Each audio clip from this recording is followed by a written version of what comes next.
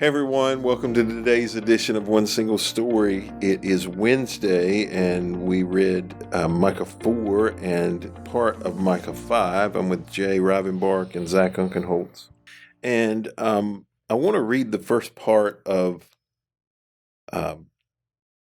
chapter 5. It says, "Mobilize, marshal your troops. The enemy is laying siege to Jerusalem. They will strike Israel's leader in the face with a rod, but you, O Bethlehem Ephrathah, are only a small village among all the people of Judah. Yet a ruler of Israel, whose origins are in the distant past, will come from you on my behalf.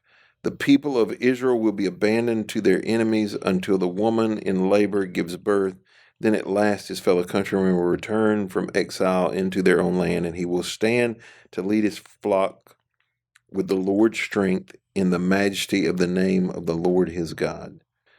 Then it just goes on. So this is a prophetic verse, but this is a Jesus messianic prophetic verse pointing toward Jesus. And the question I want to talk about is, so there is no debate, I don't believe, for the most part, it would be minimal, in the Jewish community, that there is a Messiah coming. The problem is they don't believe the Messiah has come. And when you read historical verses like this that point back to Bethlehem Ephrathah, the leader is going to come from there, from historical past, they do not believe this was Jesus. Now, having recently returned from Israel, the three of us, they don't not believe in Jesus. Mm-hmm. Okay, they believe Jesus came, that he maybe even performed the miracles mm-hmm. that he said. I don't think they debate that a lot. They just deny that he was the Messiah. So why do Jewish people ignore Jesus with the prophecy like I just read? And that's one of many that point to his coming. Why do you feel like they ignore Jesus? Well, there are even passages that give us some insight that indicate that they have had a, quote, blindness about them, a spiritual blindness, where for whatever reasons can't see that reality. I found it so interesting while in Israel, and our guide in particular, who was extremely knowledgeable, to readily say, "Oh, these historical things are proven." Yeah, I believe he lived, he did these things, he traveled these places. Even I think he made the statement or confirmed when asked the question, "Do you believe what the Bible records?" The answer was yes. Right. But stopped short of when asked, "Is he the Messiah? Is he the Savior of the world?" That was his stopping point. Yeah, so the way I asked him the question was, I said, because, so just so you know, it's against the law to proselytize, to try to evangelize. That's what we would call it.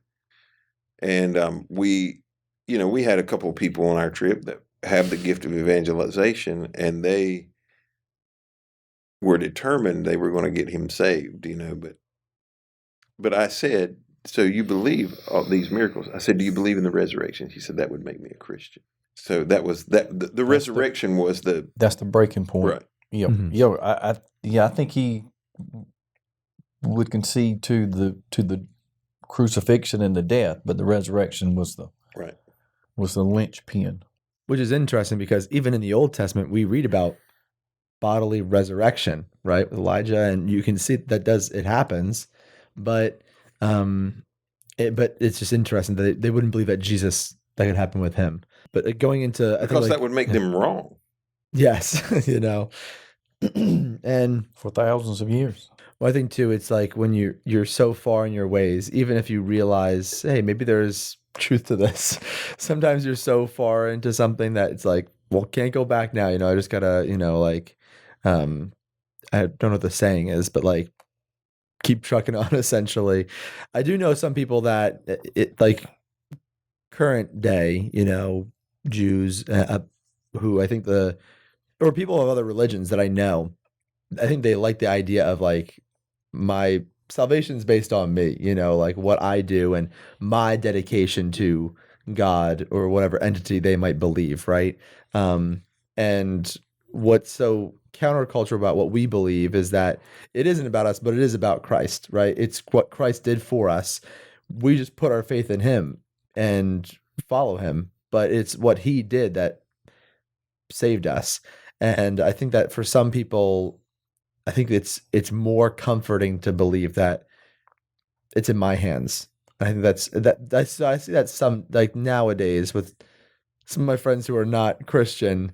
I think that's like their way they're going about it is that's why they've continued to believe what they believe and Yeah. wouldn't believe in Christ. I think Paul even addressed that very issue. He talked about the fact that the Jews were God's people in actuality, but not from a spiritual standpoint so much. And part of one of the things he talked about is because they trusted in the law, the ability to keep the law and perform, rather than choosing to trust in Jesus and the redemptive work that he did. The debate, particularly that I have, is this a self-imposed thing by God? You talked about them having blinders on, scales over their eyes, or is it a generational choice because they've turned away from God and now they're not able to? But we read, we would have by this time preached a couple of sermons about, in the end, the tribulation period is mostly the punishment of Gentile nations for their treatment of the Jewish people, God's chosen people. That's if you understand what the tribulation period is about, it is a punishment of the Gentiles for their treatment of the Jews. And simultaneously, it is a drawing of the Jewish people That's correct. to him. That's correct. During that period.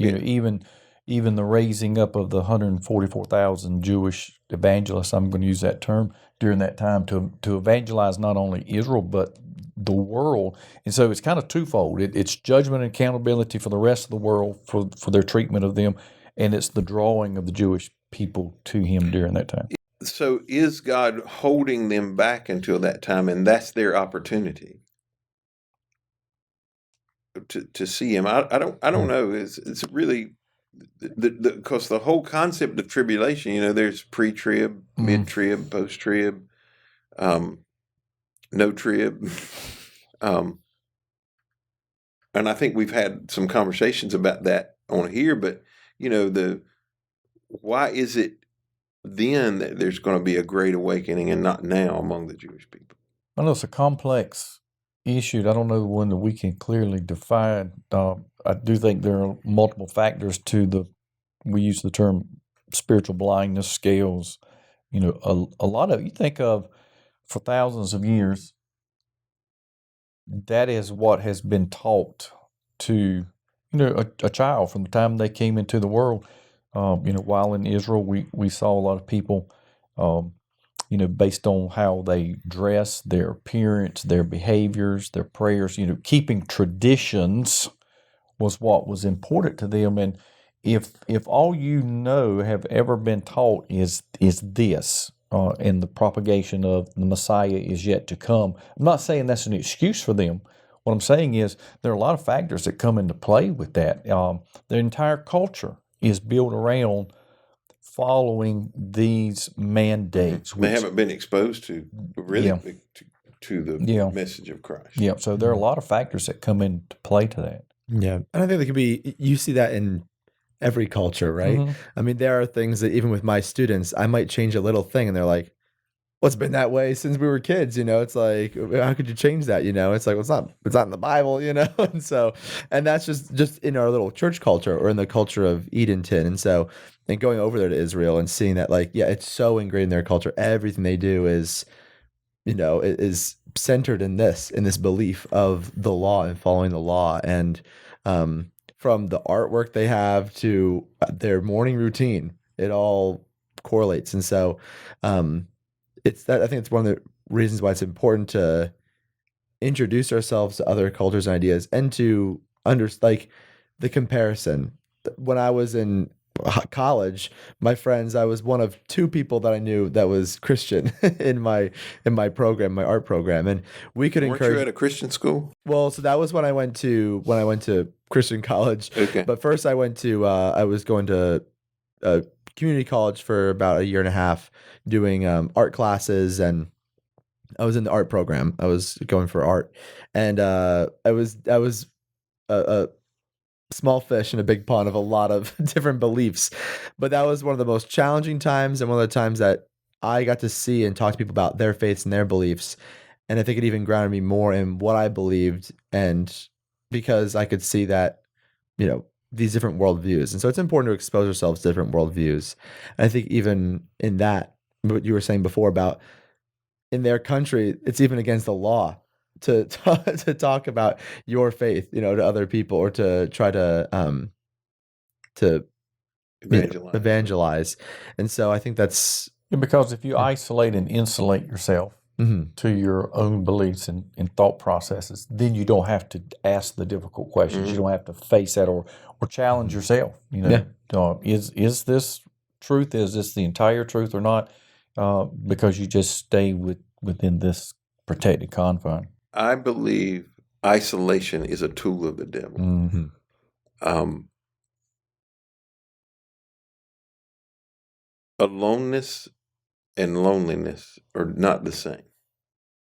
I think there are times we might need to go away by ourselves, but the isolation causes us to get in this feedback loop where we believe this is the only way it is. I'm right. Nothing else changes. And it's a terrible thing. Well, thank you for joining us today on this edition of One Single Story. Hope you'll be back tomorrow as we continue our journey in the book of Micah.